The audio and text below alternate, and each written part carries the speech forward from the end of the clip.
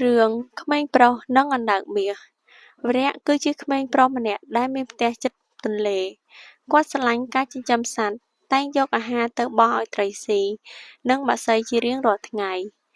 ថ្ងៃមួយ វរៈឃើញអណ្ដើកមួយក្បាលជាប់ក្នុងអន្ទាក់នេសាទ វរៈបានជួយដោះលែងអណ្ដើកនោះទៅចាក់ចូលក្នុងទឹកវិញ អណ្ដើកនោះប្រែក្លាយទៅជាអណ្ដើកអាទិទេព ហើយនិយាយថា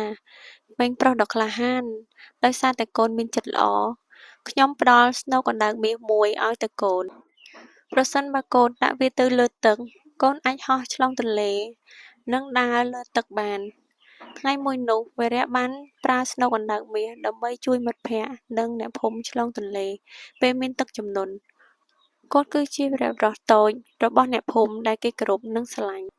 អត្ថន័យនៃរឿងនេះដែរបានអប់រំឲ្យកូនៗឲ្យមានចិត្តសប្បុរស ចេះជួយយកអាសារអ្នកដទៃក្នុងគ្រាលំបាក